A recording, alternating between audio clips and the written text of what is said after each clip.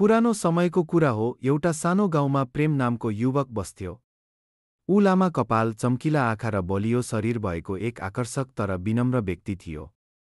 ऊ मेहनती, दयालु र साहसी थियो। गाउँमा सुनको चराको कथा प्रचलित थियो, जसलाई देख्न सक्नेको भाग्य चम्किन्छ भनिन्थ्यो। एक दिन प्रेमले जङ्गलमा जाने निर्णय गर्यो। त्यहाँ उसले एउटा बुढो मानिस भेट्यो। बुढो मानिस अग्लो, पातलो शरीरको, सेतो कपाल फुलेको र आँखामा गहिरो ज्ञान झल्कने व्यक्तित्वको थियो। ऊ लामो ढाका टोपी र गाढा रातो दौरा सुरुवाल लगाएको थियो।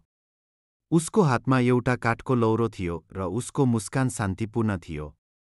बुढो मानिसले प्रेमलाई चराको रहस्य जान्न 3 परीक्षा लिनुपर्ने बताए। पहिलो परीक्षा सत्यता। प्रेमलाई सुनौलो माला दिएर परीक्षा लियो, तर उसले इमान्दारीपूर्वक माला अस्वीकार गर्यो।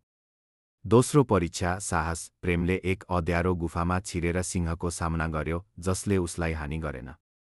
तेस्रो परीक्षा दयालुता। प्रेमले घाइते परेवाको उपचार गर्यो, जुन सुनको चरामा परिणत भयो। बुढा मुस्कुराउँदै भने, तिमी दयालु, साहसी र इमान्दार छौ, त्यसैले सुनको चरा सधैँ तिमीसँग रहनेछ। प्रेम गाउँ फर्कियो।